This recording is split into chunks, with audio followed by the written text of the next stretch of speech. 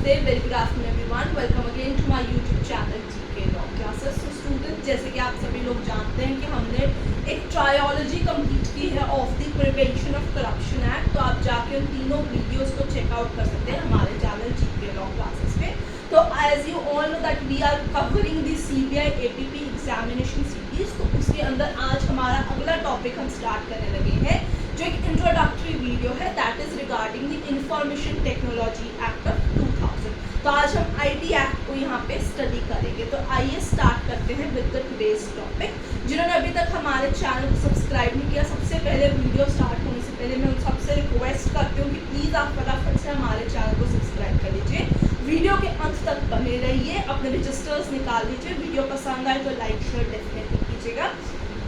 आइए स्टार्ट करते हैं with information technology act of 2000.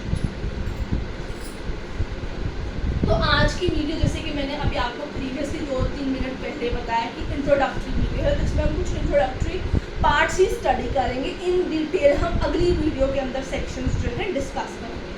तो सबसे पहले हमें जानना होगा कि इस एक्ट को इम्प्लीमेंट करने का बेसिस सरकार को कहाँ से मिला है, किस मॉडल को उन्होंने यूटिलाइज करके इस एक्ट को यहाँ पे इंडिया के अंदर इम्प्लीमेंट कराया है for the protection of its citizens from the cyber crime and the maintenance of e-means, right. So basically यहाँ पे यूनाइटेड नेशंस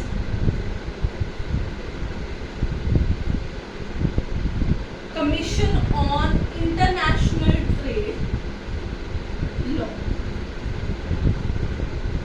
1996, ये जो यूनिसेट्रल बेसिकली है आपका the law, that is the United Nation commission on international trade of 1996. ये basis बना हमारी country के अंदर for the implementation of the information technology act. ये बेसिकली एक्ट जो है, ये यूनिसेट्रल मॉडल क्रिएट किया गया by the United nation. It was basically for e commerce, and digital intricacies or popularly known as cyber crimes. तो जब ये particular law जो है UN ने इंट्रोड्यूस कराया 1996 में, तो उन्होंने सारी कंट्रीज के लिए इसे मैंडेटरी कर दिया कि आप इस मॉडल को जो है यूटिलाइज करें और अपनी कंट्री के अंदर एक साइबर क्राइम से रिलेटेड लॉ जो है उसका इजाद करें. ई कॉमर्स की जो प्रॉपर मेंटेनेंस है इंटरमीडिएरीज के थ्रू रेगुलेशन के लिए एक लॉ बनाए. सो इंडिया बेसिकली जो है वो 12th कंट्री है. India is the 12th country जिसने जो है एक इंफॉर्मेशन IT एक्ट को इम्प्लीमेंट कराया है for the protection of its citizens from the cyber crimes and the regulation of digital electronic signatures ETC. सो ये बेसिकली 2000 के अंदर सरकार ने जो लॉ है इसकी जो है बनाया है. सबसे पहले हमें जान लेना होगा कि what is the purpose for the introduction of this act. 3 purposes हैं, मैं 1 लाइन में आपको लिखूंगी, आप जरूर इसे पेन डाउन कर लीजिए. सबसे पहले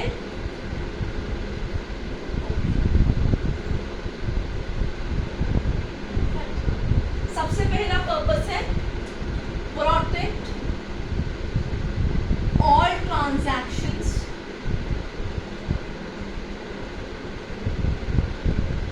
done through electronic means. ठीक है, यानी ई कॉमर्स का आपका जितना इलाका है, जो आप ट्रांजैक्शंस करते हैं, साइट्स अवेल करते हैं, पार्सल्स वगैरह मंगाते हैं, तो उसके लिए हम इंफॉर्मेशन टेक्नोलॉजी एक्ट का ही यूटिलाइजेशन करते हैं. Then recognise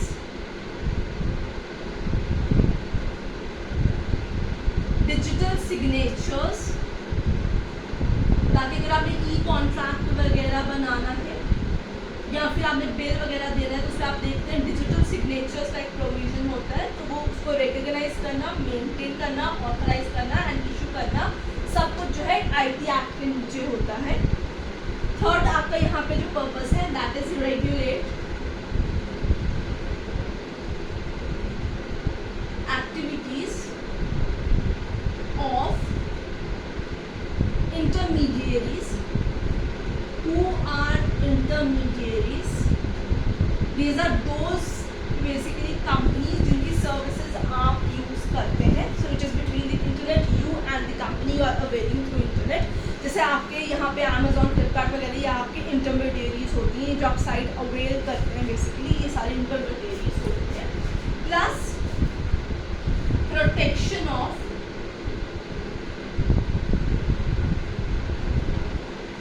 it's citizens from cyber crimes. Cyber crimes में phishing, fraud, identity theft, identity personations, ये सारी चीज़ें इसके अंदर कवर की जाती हैं। इसके सेक्शंस है प्रॉपरली आपको ऑफेंसेस में मिल जाएंगे। चलिए आगे बढ़ते हैं। क्योंकि ये इंट्रोडक्टरी वीडियो है तो हम इन डिटेल ले जाएंगे, बस कुछ इंपॉर्टेंट इसेंशियल पॉइंट्स जो है उनको टच ऑन करेंगे। यहाँ पे अमेंडमेंट, इस एक्ट की 2 बड़ी अमेंडमेंट हो चुकी है, 2008 में और 2018 में। इसके अलावा आईटी रूल्स जो है इंटरमीडिएरीज के लिए 2021 के अंदर भी गवर्नमेंट लेके आई है। 2008 में ही वो जो प्रोविजन है जिसे श्रेया सिंगल केस ने जो है स्ट्राइक डाउन कर दिया था, वो यहाँ पे इंट्रोड्यूस हुआ था आपका।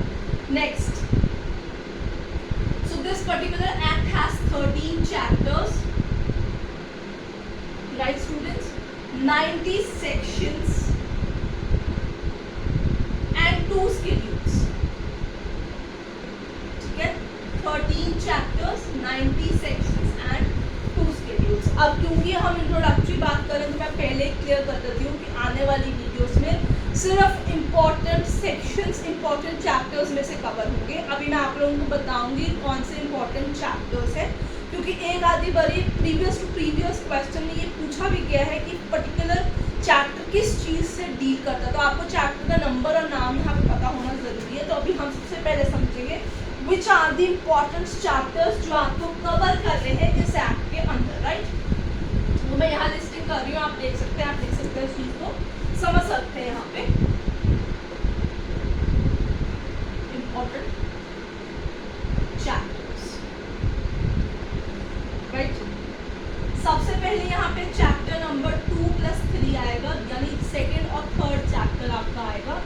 That is regarding your digital and electronic signatures, E signatures. ये बड़ा इंपॉर्टेंट चैप्टर है, ये नेक्स्ट वीडियो में हम डेफिनेटली कवर करेंगे। चैप्टर नंबर है 6, that is regulation of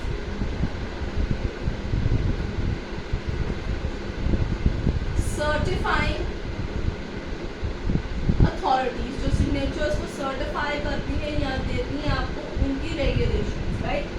chapter number 8, duties of subscribers. अब यहाँ पे सब्सक्राइबर्स यानी आप लोग नहीं है, जो मेरे चैनल के सब्सक्राइबर्स और जो मैं अज्यूम कर रही हूँ कि आने वाले दिनों में आप लोग सब्सक्राइब करके बढ़ाएंगे भी। तो ड्यूटीज ऑफ सब्सक्राइबर, सब्सक्राइबर यानी जिन्होंने वो इलेक्ट्रॉनिक सिग्नेचर्स वगैरह सब्सक्राइब किया है या पब्लिक प्राइवेट कीज को जो है सब्सक्राइब किया है for initiating there digital signatures, ये वो वाले सब्सक्राइबर्स है यहाँ पे। चैप्टर नंबर 9 है पेनल्टीज। यहाँ पे जनरल पेनल्टीज आएंगी, जैसे बुक नहीं मेंटेन करना, रिकॉर्ड नहीं मेंटेन करना, डाटा प्रोवाइड नहीं कराना टू दी अथॉरिटीज। यहाँ पे जनरल पेनल्टीज आपकी कवर होंगी, राइट। नेक्स्ट है chapter number 10, that is appellate tribunal. तो सबसे पहले आपका जो है एडजुडिकेटिंग ऑफिसर होगा जिसके पास केस जाएगा, उसके बाद एक अपीलेट ट्रिब्यूनल का गठन किया है, उसके बारे में मैं आगे आपको बताऊंगी। फिर उसके बाद आपके पास आता है चैप्टर नंबर 11, ठीक है।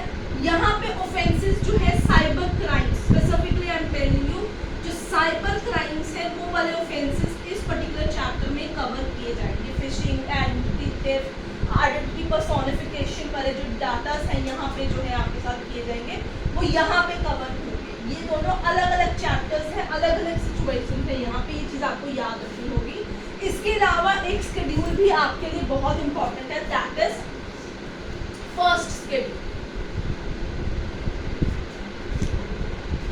सो यहाँ पे शेड्यूल जो है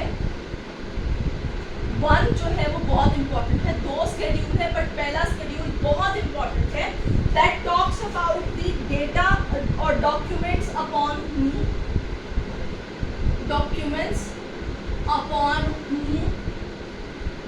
Information and Technology Act does not apply, is not applicable. ठीक है, मैं अभी बताने लगी हूँ कौन से ऐसे पर्टिकुलर डॉक्यूमेंट्स हैं जिनके ऊपर ये वाला एक्ट आपका लागू नहीं होता। आइए समझते हैं।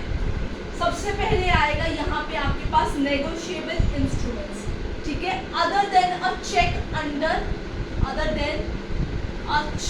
Under section 13 of negotiable instruments act, any power of attorney POA under the power of attorney act of 1882 ये उस पे भी लागू नहीं होगा। Right, any trust under the Indian trust act, जो कोई ट्रस्ट इंडियन ट्रस्ट एक्ट के नीचे बनाई गई है under section 3 of the Indian trust act, उस पे भी ये एक्ट लागू नहीं होगा। इंडियन ट्रस्ट एक्ट के ऊपर एक वीडियो हमने ऑलरेडी अपने चैनल के ऊपर बनाई है, बहुत छोटू आसान सा सेक्शन है, बहुत ही इजी एक्ट है। अगर वो आपको किसी एग्जामिनेशन में कभी आए तो आप हमारे चैनल पर जाकर वीडियो सेक्शन में जरूर डिस्कस करेंगे। राइट, एनी विल, किसी ने विल बनाई है या विल नहीं बनाई है या इंडियन सक्सेशन एक्ट के नीचे वो आते हैं तो भी उस पर ये पर्टिकुलर एक्ट लागू नहीं होगा। और कोई भी कॉन्ट्रैक्ट या सेल डीड फॉर मूवेबल और इमूवेबल प्रॉपर्टी, उसके ऊपर भी इंफॉर्मेशन टेक्नोलॉजी एक्ट लागू नहीं होता है। अब बात कर लेते हैं extent and applicability of this act, यानी सेक्शन नंबर 1 की।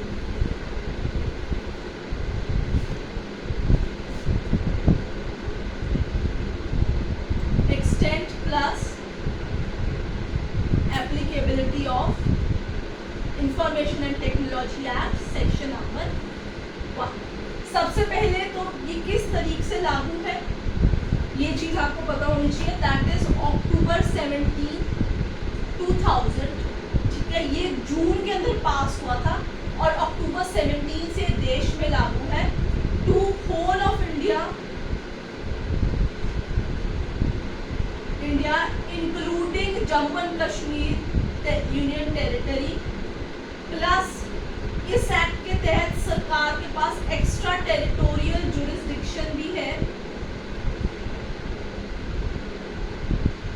To arrest all those persons who are not in India, they can be of any nationality, but they have committed a cyber fraud if the source of offences यानी computer वगैरह लाए करता है in the India. जो extra territorial jurisdiction है, they can book a person of any nationality if the offence is committed outside India, but the source of offence that is computer and related area or generate source of the offence is in India। तो कोई भी nationality का क्यों ना हो, अगर वो जिस टाइम पकड़ा गया उसको IT एक्ट के नीचे बुक करके उसका सजा जो है, उसका केस जो है वो इनिशिएट कर दिया जाएगा। राइट, अब लास्ट चीज जो आज की वीडियो में इंट्रोडक्टरी पार्ट में हम स्टडी करेंगे वो है आपके लिए बड़ा ही एक कह सकते हैं आप अचंभे वाली चीज़ भी आप कह सकते हैं, या अदरवाइज ऑल्सो आप कॉमन भी उसे ले सकते हैं। आप इतना हैरान हो भी सकते हैं, नहीं भी हो सकते, depends. That is appellate authority. So appellate tribunal यहाँ पे कौन सी होगी इस एक्ट के नीचे? ठीक है, कोर्ट्स। तो सबसे पहले आपके एडजुडिकेटिंग ऑफिसर्स होंगे, सर्टिफाइंग ऑफिसर्स या एडजुडिकेटिंग ऑफिसर्स होंगे जिनके सामने केस को इनिशिएट किया जाएगा। जो फर्स्ट हैंड ऑफिसर्स होंगे, जैसे आपके जुडिशियल मजिस्ट्रेट क्लास 1 होते हैं क्रिमिनल लॉज में, उसी तरीके से एडजुडिकेटिंग ऑफिसर होगा जिसके सामने सबसे पहले केस इनिशिएट किया जाता है। सो उससे अगर आपने केस जो है you have to file an appeal, ये अपील के लिए साइन है, तो ये किसके पास दायर होती है? एपिलेट ट्रिब्यूनल के पास। और वो कौन सी एपिलेट ट्रिब्यूनल है? That is telecom dispute settlement and appellate tribunal. ये वो ट्रिब्यूनल है जो try act, telecom regulatory authority of India जो है उसके एक्ट के नीचे इसका गठन किया गया है। सो telecom dispute and settlement appellate tribunal will work as an appellate tribunal under Information and Technology Act also.